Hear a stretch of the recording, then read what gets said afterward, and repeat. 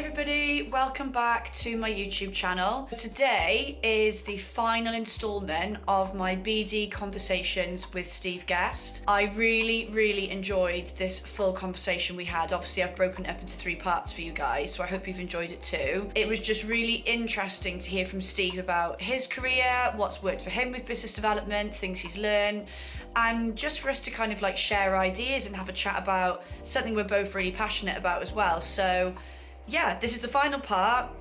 I hope you enjoy it. What you'll notice is in the caption, I've not only put the ways you can connect with me, but I've also put the ways you can connect with Steve as well. So link in with both of us, follow us, Facebook, things like that. So enjoy today's video and keep your eyes peeled because I have another guest coming up with me for a next round of videos. Ones I think you'll find really interesting. So keep your eyes peeled for those as well. And literally the group I was with this morning, one of the co-founders actually said, I've been trying to get in with this client for ages, loads of messages, nothing. Tried after our first workshop, tried a voice note, response straight away. Yeah, because that's their preferred. We can't control. But that's it until you've done it. Yeah, until you've done whatever it is that works. If you keep trying to do the same thing and it never works, and it might be simply you're ringing at the wrong time. A lot of my clients, because we're in construction, you can spend hours and it comes up on your prompts maybe that you've got to ring this client. It comes up at 10 o'clock, so you try them, they don't answer.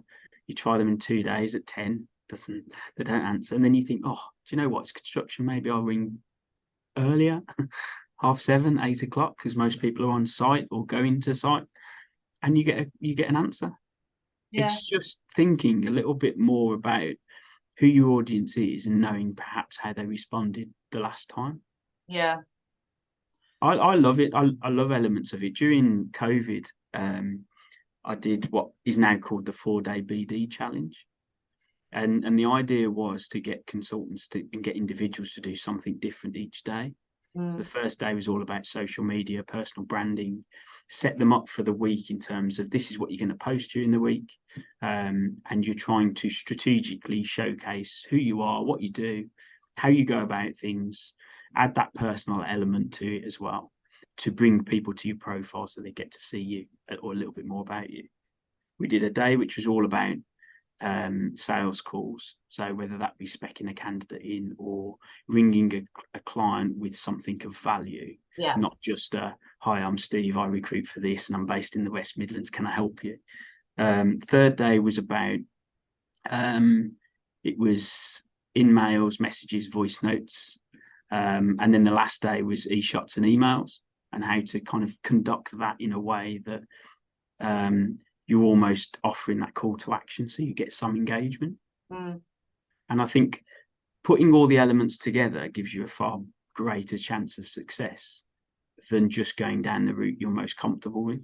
Yeah, no, definitely. Sometimes people don't like to get out of their own way to see if it works or actually even trial it. Is it 1% of LinkedIn users post? That's ridiculous. That is, considering how many people are on it.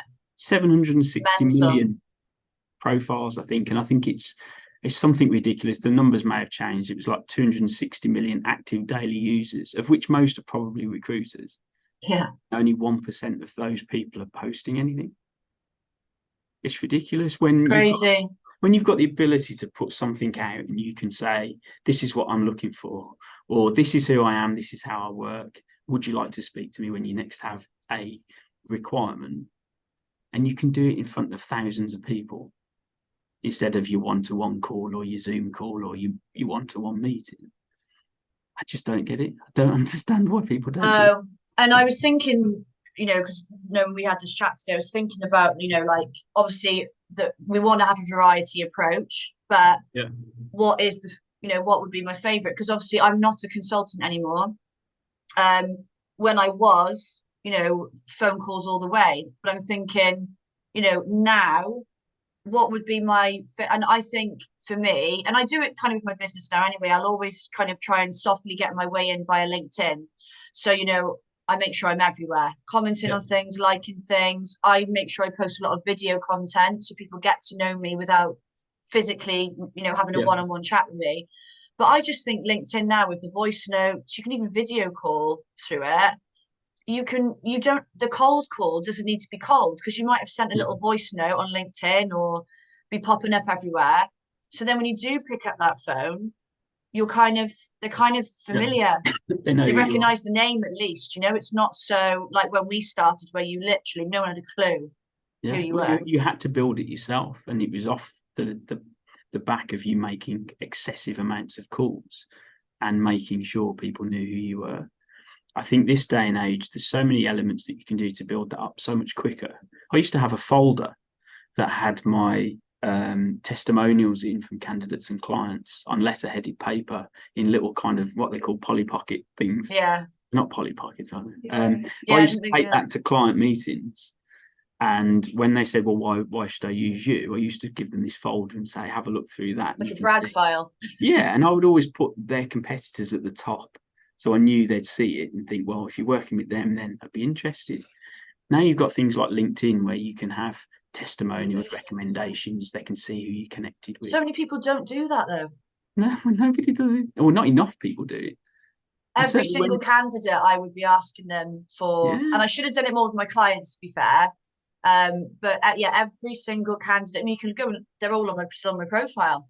I would be asking them, and it's a good, do you know what?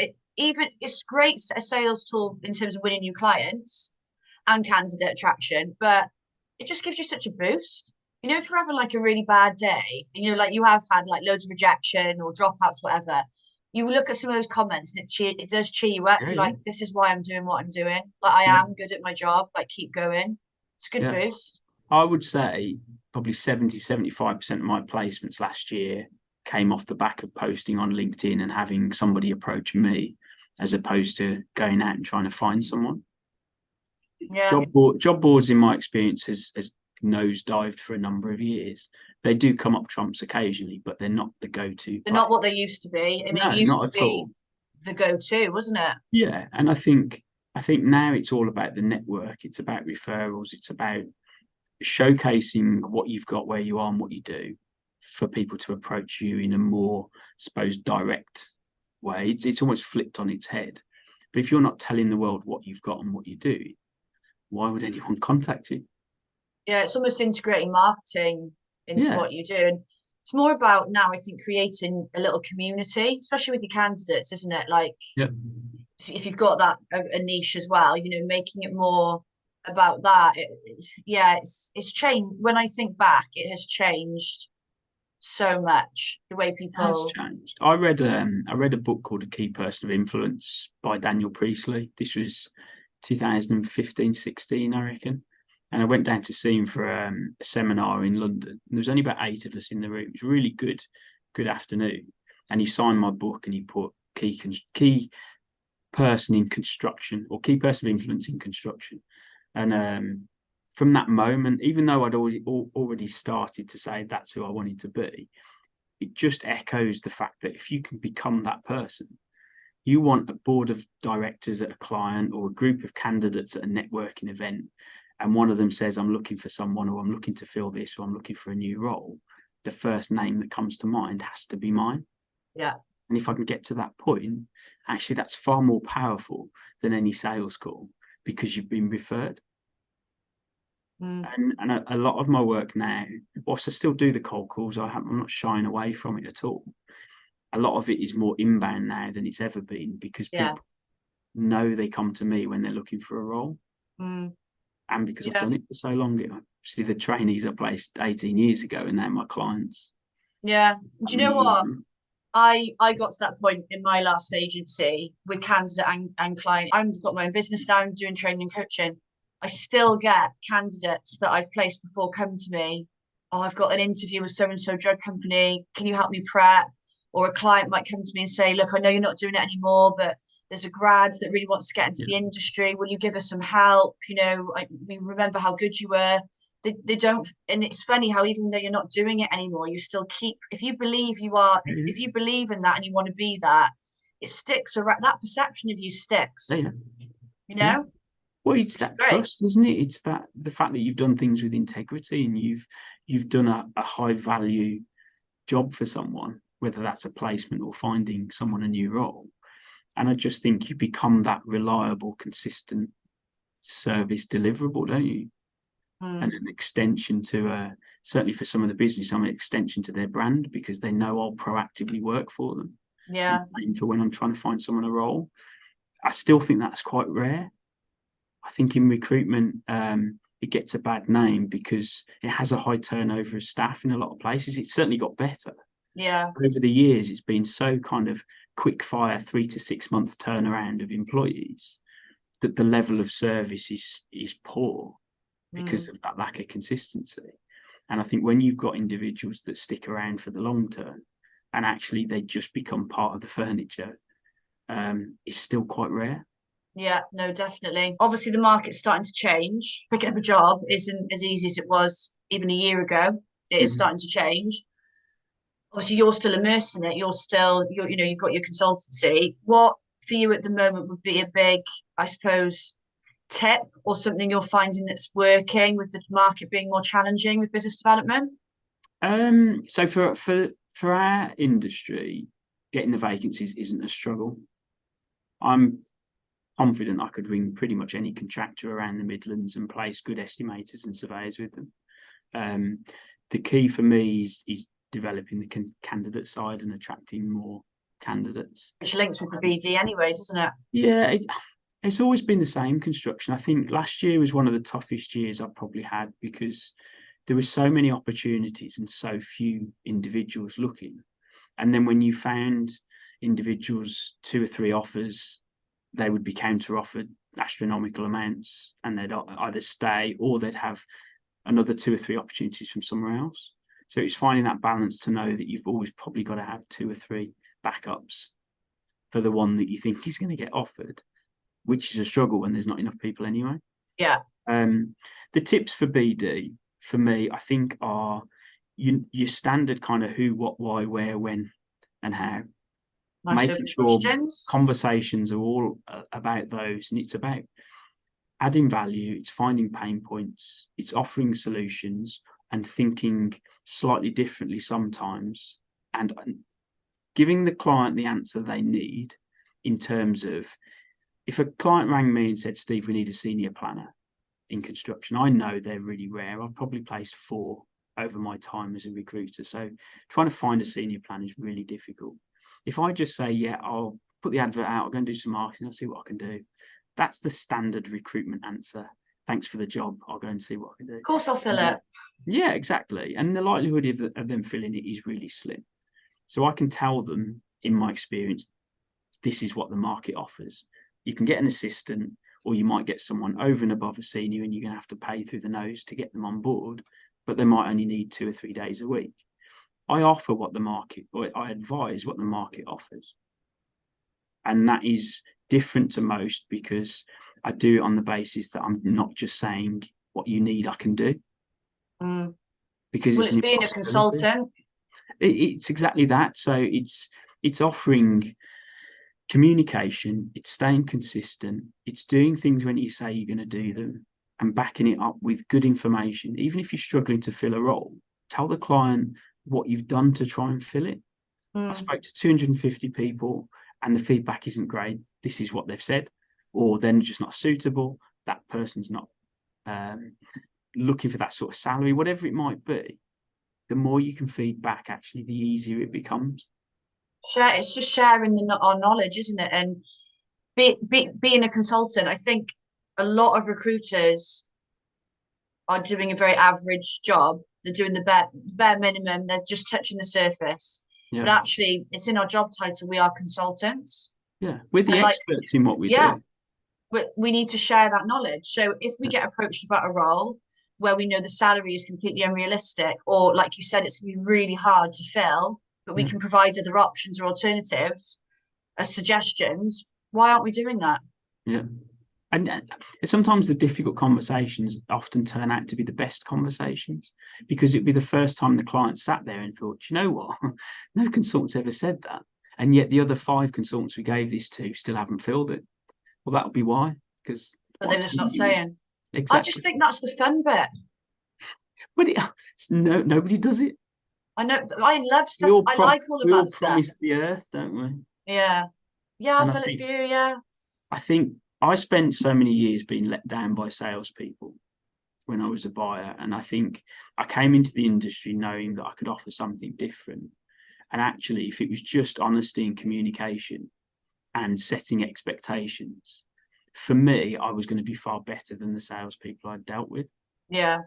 And I think really keeping it just simple and actually saying the truth as to what you've done, if you've done a good job and you're comfortable with it. Obviously, I'm not saying lie or say anything that you're doing that you're not doing, but you advise because, as we say, you're the consultant, but offer value back. I've lost one client in 18 years from being too honest, because they asked me to find a QS for them. And I spent probably about 6-7 weeks trying to find some candidates. And pretty much all the candidates that I'd spoken to had said they'd never work for them because of the reputation and because of things they'd heard. And the client said, "Come on, Steve, where are these CVs? I haven't had any." And I said, "Well, the market feedback is they don't want to work for your business because of X, Y, and Z." And they said that I wasn't the consultant to help them then. But I was being truthful. And I said it in a way that hopefully allowed them to actually just assess and think, well, if that is what the market's saying, because I backed up the numbers with it. I've spoken to you justified this it, amount of people. So it's going to be a struggle for me to fill anyway, because people don't want to work for you. But actually, these are the reasons. And if you look internally and fix those reasons, I could probably help you. I've never dealt with them since, so I don't know how they recruit now or whether they're still going even. But yeah, I think it's then realising maybe we're not the right fit for each other. I think as you get older, and certainly running your own business as well, and I'm not we're in a business now where there's 5 of us and we all know what we're doing. We're all 10, 15, 20 years recruitment experience. We don't need to hit masses of KPIs. Yeah. We just need to spend our time in the right areas. So if there's clients that don't want to agree to the terms, if there's clients that think they should be getting an over and above service for a lower percentage, or they don't feed back to you, they don't come back to you, they don't value what we do, we just don't work with them. Yeah, and I think that's a big learn for people newer to recruitment. Yeah. It takes confidence, I think, to get to that point, but it's realising your worth, the value that we add. We haven't got time to waste on clients that are just not going to pay us enough, not going to pay us at all, or let us work, little things like not letting you qualify jobs. Well, sorry, I need to. And it happens a lot, doesn't it? I think from the early days, it's that fear of missing out, isn't it? It's the what ifs. Well, if I just place this, it'd be a quick, easy fee, and that'll go on my board over there. But if they're difficult, if the relationship's difficult at the start before you've actually even done anything, it's going to be twice as difficult when you've got somebody in there, or at least. And how do they treat their staff as well? That makes it makes me think those things. Like, well, if they're treating me like, I know I'm not their employee, but if this is how they're behaving, if there's red flags now, we want the candidates to stay. It's all well and good filling the job, but we don't want to be giving it back, do we? No. So that's it. That's part 3 with Steve Guest, done and dusted. Hope you all enjoyed the video. Leave any comments, any questions you've got in the bottom. Link in with both me and Steve. Follow us, connect with us, and keep your eyes peeled for the next video, which will be coming in a fortnight's time. Also, don't forget to suppress the subscribe button, guys, because you'll then get notified every time I load a new video onto the channel. Lots of free training content for you. See you soon, guys. Bye.